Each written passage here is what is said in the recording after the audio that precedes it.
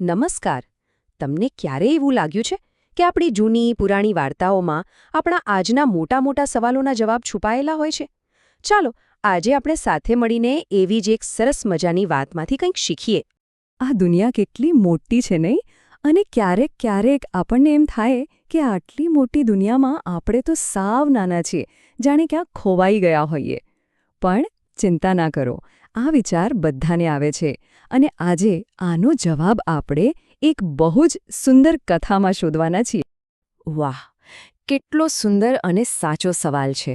આ સવાલ તો આપણા બધાના મનમાં ક્યારેક ને ક્યારેક આવે જ છે. તો ચાલો જોઈએ કે આપણું પ્રાચીન જ્ઞાન આ વિશે શું કહે છે.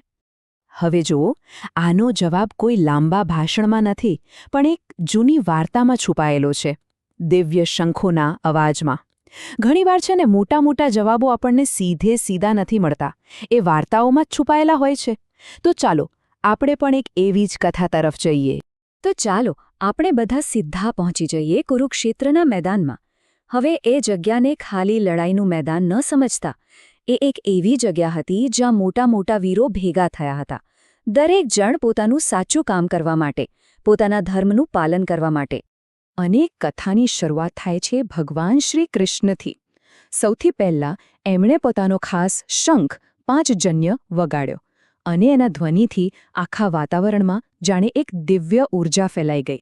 પછી શ્રીકૃષ્ણના એ દિવ્ય સૂરમાં પોતાનો સૂર મિલાવવા માટે એમના પ્રિય મિત્ર ધનંજય એટલે કે અર્જુને એમનો શંખ દેવદત્ત વગાડ્યો. બંનેનો અવાજ જાણે એકબીજામાં ભળી ગયો. અને પછી આ સંગીતને પૂરું કરવા માટે આવ્યા મહાબલી ભીમ. એમણે પોતાનો મહાન શંખ પૌંડ ફૂંક્યો, અને એનો અવાજ પણ એમના જેવો જ એકદમ શક્તિશાળી હતો. આ શ્લોક એ જ વાત કહે છે, મતલબ કે ત્રણેય શંખના અવાજ અલગ હતા, પણ જ્યારે એ સાથે વાગ્યા ને, ત્યારે એક અદ્ભુત અને શક્તિશાળી સંગીત બની ગયું. એ વાત બતાવતું હતું કે ભલે બધા અલગ છે, પણ એમનો હેતુ એક જ છે. તો આજે શંખોના અવાજ આપણે સાંભળ્યા, એમાં એક ઊંડો અર્થ છુપાયેલો છે, ખબર છે? આ શંખોના જે નામ છે ને, એ ખાલી નામ નથી, એ તો દરેક વીરની અંદર જે ખાસ શક્તિ છે એનું પ્રતીક છે. ચાલો આને આપણે એકદમ ધ્યાનથી સમજીએ.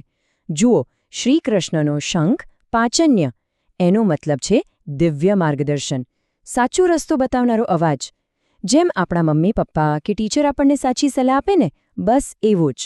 પછી અર્જુનનો શંખ દેવદત્ત, એનો મતલબ છે ભગવાને આપેલી કોઈ ખાસ કળા. જેમ તમારામાંથી કોઈને ડ્રોઈંગ બહુ સરસ આવડતું હોય તો કોઈને ગાવાનું. અને છેલ્લે ભીમનો શંખ પૌંડ્ર, એ છે આપણી હિંમત, આપણી નિર્ભય શક્તિ, સાચું બોલવાની તાકાત. જુઓ, ત્રણે કેટલા અલગ છે, પણ ત્રણે કેટલા જરૂરી છે, ખરું ને? તો આ આખી વાર્તામાંથી આપણે શું શીખ્યા? સૌથી મોટો અને મહત્વનો પાઠ એ છે કે બધાએ એક સરખું બનવાની કોઈ જ જરૂર નથી. અરે, સાચી તાકાત તો ત્યારે જ બને છે જ્યારે દરેક જણ પોતાની અલગ અને ખાસ શક્તિનો ઉપયોગ કરે અને બધા સાથે મળીને કામ કરે. તો હવે સવાલ એ થાય કે આ હજારો વર્ષ જૂની વાર્તા એ આપણા આજના જીવનમાં કેવી રીતે કામ આવે? ચાલો હવે આપણે એ સમજીએ કે આપણે આપણો પોતાનો સૂર કેવી રીતે શોધી શકીએ. જુઓ, કેટલું સહેલું છે. એ 3 શક્તિઓ આપણી અંદર જ છે. શ્રીકૃષ્ણનું માર્ગદર્શન ક્યાં છે? એ છે આપણા વડીલોના શબ્દોમાં અને આપણા દિલના અવાજમાં. અર્જુનની કુશળતા ક્યાં છે? એ છે આપણા ભણવામાં, આપણી હોબીઝમાં, જે કામ આપણને દિલથી ગમે છે એમાં. અને ભીમની શક્તિ? એ તો આપણી દયામાં, આપણી પ્રામાણિકતામાં અને મુશ્કેલ સમયમાં હિંમત રાખવામાં છુપાયેલી છે. તો આ જ્ઞાનનો રોજિંદા જીવનમાં ઉપયોગ કેવી રીતે કરવો? એકદમ સરળ છે. પહેલું, હંમેશા આપણા વડીલોનું અને આપણા અંતરાત્માનું સાંભળો. બીજું, આપણને જે પણ આવડે છે, ભણવાનું હોય કે બીજી કોઈ કળા, એમાં ખૂબ મહેનત કરીને એને વધુ સારી બનાવો. અને ત્રીજું, આપણા દરેક કામમાં દયાળુ, પ્રમાણિક અને બહાદુર બનો. એક વાત હંમેશા યાદ રાખજો, તમારે દુનિયામાં બીજા કોઈના જેવું બનવાની જરૂર નથી. તમારે ફક્ત તમારા જે શ્રેષ્ઠ સ્વરૂપ બની શકો એ બનવાનું છે. તમારું સ્થાન, તમારું યોગદાન એકદમ અનોખું છે. ચાલો, આ બધી વાતના અંતમાં એક એવો મંત્ર લઈએ જેને આપણે હંમેશા આપણી સાથે રાખી શકીએ, જે આપણને રસ્તો બતાવશે. અને એ મંત્ર છે જ્યારે દરેક વ્યક્તિ પોતાની શક્તિને ઓળખે છે ત્યારે તે સમૂહ અજેય બની જાય છે. આ વાત હંમેશા યાદ રાખજો.